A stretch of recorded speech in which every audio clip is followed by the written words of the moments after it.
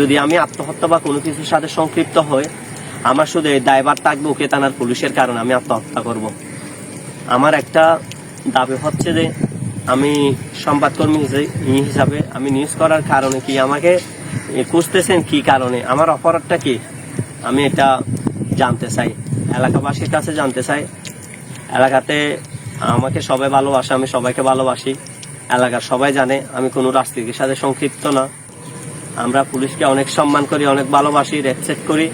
আপনারা একটা আসামি ধরার আগে সুস্থভাবে তদন্ত করবেন, সুস্থভাবে গিয়ে করবেন, কারণ নিরীহ মানুষদেরকে হয়রানি করেন না। আপনাদের রাজনীতিকের কারণে গিয়ে যদি সাধারণ জনগণ যদি হয়রানি হয়, তাহলে সাধারণ জনগণের যদি কোনো নিরাপত্তা না থাকে, তাহলে আমরা আত্মহত্যা করা ছাড়া কোনো অপরাধ নেই।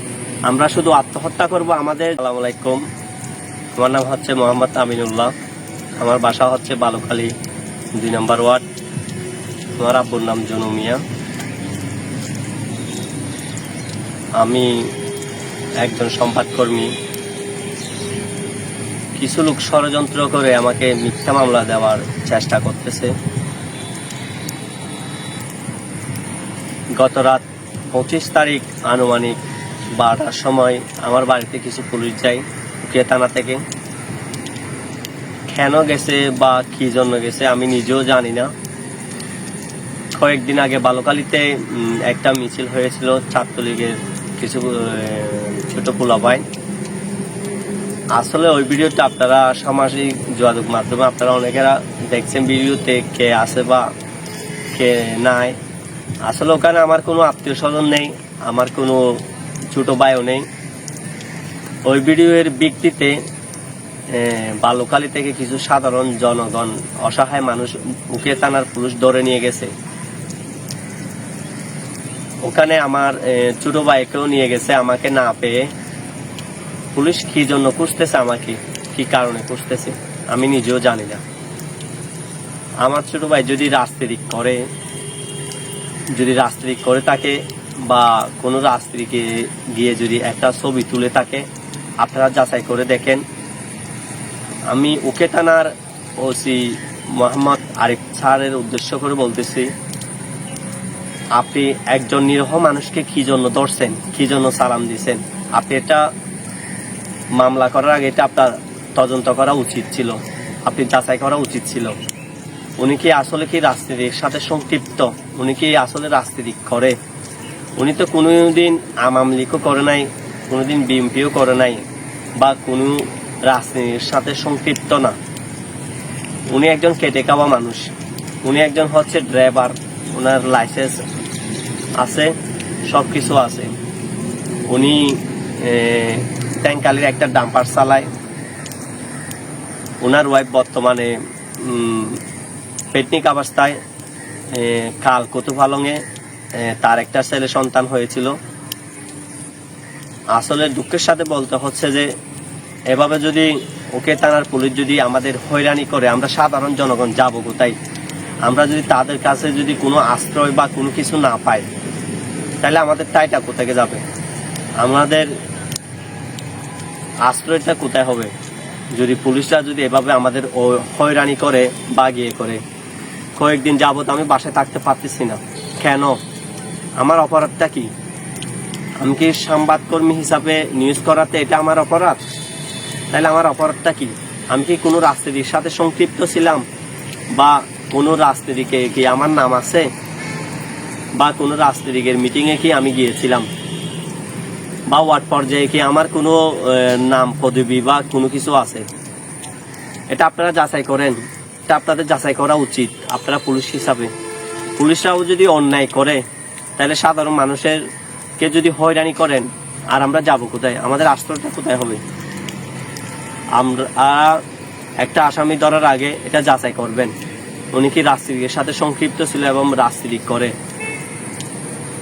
25 তারিখ রাতে যে আসামিগুলি ধরে নিয়ে গেছিল, ওখানে আমার ছোট ভাই ছিল।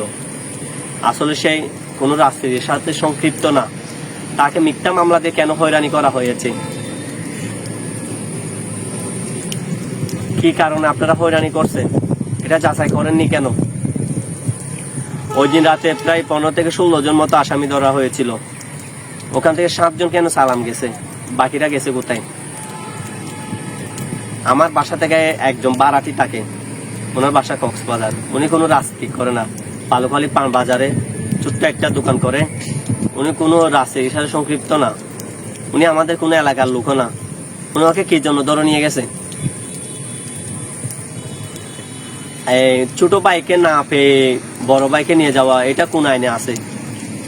আর আমি তো কোনোদিন রাজনীতি করি নাই। আর আমার ছোট ভাইয়ের অপরাধটা কি? আমার ছোট ভাইকে কেন নিয়ে গেছে? আমার আম্মু এবং আমার ছোট ভাইয়ের বউ যখন উকে থানায় গিয়েছিল, তখন এরা বলতেছে যে আপনার বড় ছেলে সংবাদকর্মী আমিনকে আনেন, আনলা আপনার ছেলেকে ছেড়ে দেবো। কেন? আমার অপরাধটা কি? আপনারা কি জন্য খুঁজতেছেন আমাকে? এই দেশে কি কোনো বিচার নাই? এটা স্বাধীন বাংলাদেশ। স্বাধীন বাংলাদেশে যদি আমরা স্বাধীনভাবে চলতে না পারি, তাহলে আমরা যাব কোথায়? তাহলে আমাদের তাইটা কোথায়? আপনারা যদি প্রশাসনরাও যদি হয়রানি করেন, আপনাদের কাছে যদি আমরা জিম্মি হয়ে থাকতে হয় স্বাধীন বাংলাদেশে, তাহলে আমরা যাব কোথায়? আপনারা প্রশাসনরা সুস্থ তদন্ত করবেন, অযথা মানুষদের হয়রানি করবেন না, সাধারণ জনগণকে হয়রানি করবেন না। আমরা পুলিশকে সম্মান করি, ভালোবাসি। আমার ফ্যামিলিতেও পুলিশ আছে, আমার ভাই পুলিশ, আমার চাচা পুলিশ, আমার চাচা সেনাবাহিনী। আমরা পুলিশকে অনেক সম্মান করি, অনেক ভালোবাসি, রেসপেক্ট করি। আপনারা একটা আসামি ধরার আগে সুস্থভাবে তদন্ত করবেন, সুস্থভাবে গিয়ে করবেন, কারণ নিরীহ মানুষদেরকে হয়রানি করেন না। আপনাদের রাজনীতিকের কারণে গিয়ে যদি সাধারণ জনগণ যদি হয়রানি হয়, তাহলে সাধারণ জনগণের যদি কোনো নিরাপত্তা না থাকে, তাহলে আমরা আত্মহত্যা করা ছাড়া কোনো অপরাধ নেই। আমরা শুধু আত্মহত্যা করব। আমাদের যদি আমি আত্মহত্যা বা কোনো কিছুর সাথে সংক্ষিপ্ত হই, আমার শুধু এই দায়ভার থাকবে উকে থানার পুলিশের কারণে আমি আত্মহত্যা করব। আমার একটা দাবি হচ্ছে যে আমি সংবাদকর্মী হিসাবে আমি নিউজ করার কারণে কি আমাকে খুঁজতেছেন, কি কারণে, আমার অপরাধটা কি, আমি এটা জানতে চাই, এলাকাবাসীর কাছে জানতে চাই। এলাকাতে আমাকে সবাই ভালোবাসে, আমি সবাইকে ভালোবাসি, এলাকার সবাই জানে আমি কোনো রাজনীতির সাথে সংক্ষিপ্ত না। কেন, কি কারণে আমাকে গিয়ে হয়রানি করতেছেন, এই বিশ্বাসটা আমি এলাকাবাসীর কাছে চাই। এবং আমি ডক্টর ইউনূস স্যারের কাছে আমি বিচারটা চাই, এবং সেনাবাহিনী এবং র্যাবের কাছে আমি বিচারটা চাই, সুস্থ বিচারটা। কেন, কি জন্য আমাদের হয়রানি করতেছেন? আমরা সাধারণ জনগণ যদি এভাবে হয়রানি হয়, তাহলে আমরা যাব কোথায়?